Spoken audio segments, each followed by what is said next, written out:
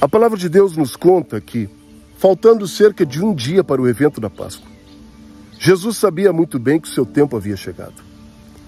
Era chegada a grande hora de deixar este mundo e finalmente voltar para junto de seu Pai. A Bíblia Sagrada nos conta também que Jesus amava os seus discípulos e que assim os amou até o final. A passagem bíblica aqui nos narra também, irmãos, que, estando Jesus jantando com os seus discípulos e ciente de que o diabo já havia convencido Judas a lhe trair, Jesus se levanta no meio deles, tira sua capa, pega uma toalha, a amarra na cintura e, enchendo uma bacia com água, Jesus começa a lavar os pés dos seus discípulos.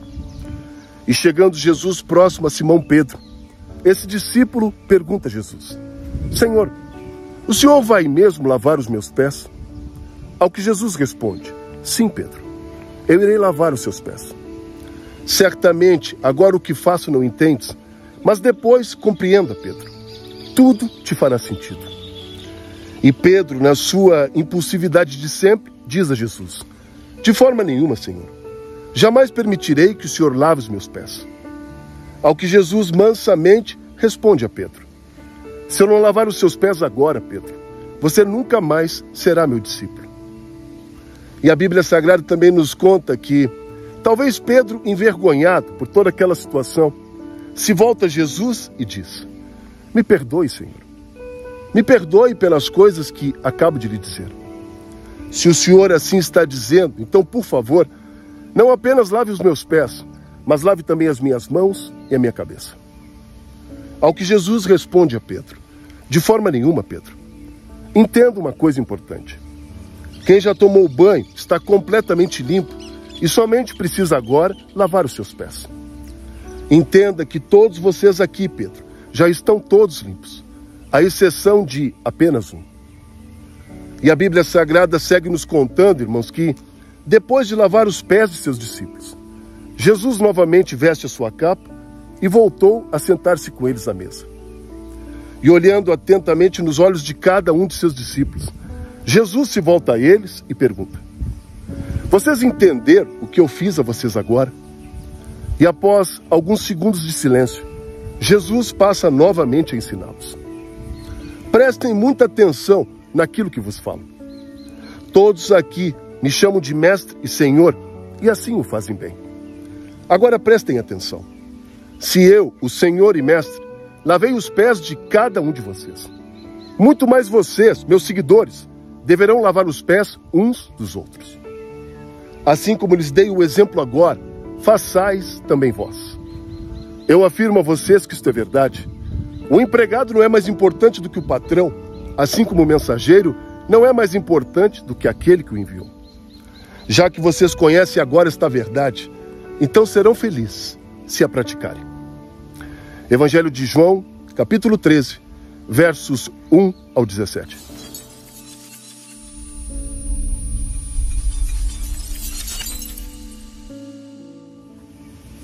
Irmãos, quando Jesus aqui nesta passagem bíblica se dirige exclusivamente aos seus discípulos, perceba, precisamos entender em um primeiro momento que a relação havida entre o mestre e seus discípulos era uma relação de conhecimento, intimidade, profundidade, cuja as relações e experiências espirituais ali vividas demonstravam sim, pelo menos aos olhos humanos, uma relação de compromisso e unidade de todos ao redor da figura e pessoa de Jesus Cristo.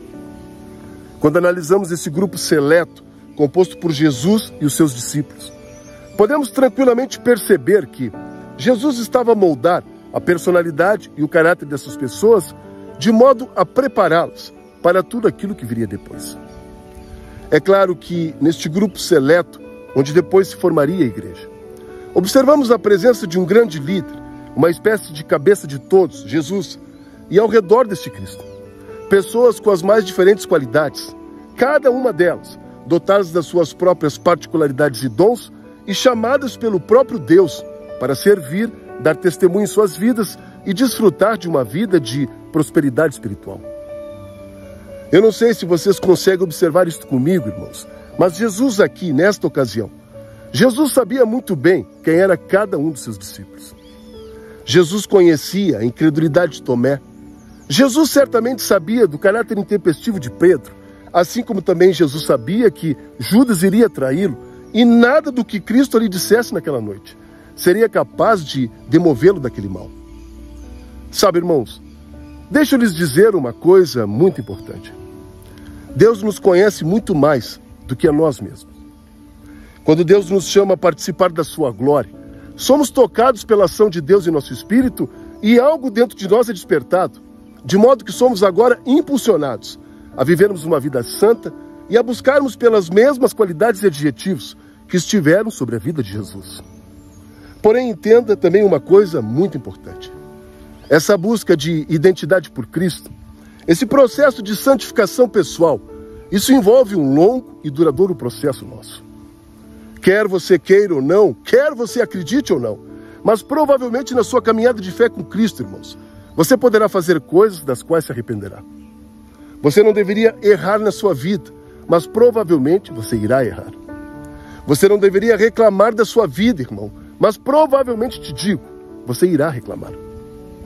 Entenda de uma vez por todas que neste mundo mau onde vivemos, haverá momentos em nossas vidas onde poderemos nos tornar reféns das nossas próprias vaidades, egos e egoísmos. Sentimentos tipicamente próprios da nossa velha natureza, que se não forem aplacados e lavados por Cristo todos os dias, nos atrapalharão sobremaneira neste processo de identificação com Cristo. Entenda uma coisa, irmão. Se é bem verdade que graças a Jesus hoje encontramos salvação, não menos verdade é o fato de que precisamos sim todos os dias do nosso lava-pés com Cristo. Se você parar para observar a sociedade onde vivemos, irmãos, você se aperceberá hoje, amados, que muitas pessoas nutrem em seus corações um desejo ardente de vencer em suas vidas ao lado de Jesus Cristo. Porém, o que essas pessoas não se apercebem, amados, é que cada vez mais as nossas televisões jogam lixos todos os dias para dentro de nossas casas. Eu não sei se você consegue observar isto comigo, irmão, mas cada vez mais a internet nos mostra pessoas vazias, sem nenhum propósito santo em suas vidas. Pessoas despudoradas, sexualizadas ao extremo, homens atrofiados até o cérebro diante de tanta musculação e mulheres cada vez mais promíscuas e vazias de si em razão da exibição pública de seus corpos. Entenda que se você estiver no meio desta loucura, desta insanidade humana dos últimos tempos, dificilmente você escutará a voz e o chamado de Jesus.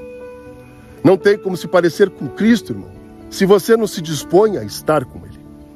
Não tem como você viver Jesus, se você não for impactado pela luz e a presença santa do Espírito Santo dentro de você.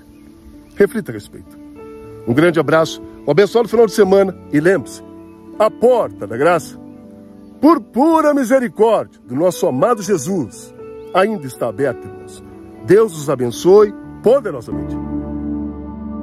E disse-nos Jesus, ide por todo o mundo e pregai o Evangelho. Nos ajude a levar a boa nova de Jesus Cristo ao mundo, enquanto a porta da graça ainda estiver aberta. Salvos pela graça, é o que somos.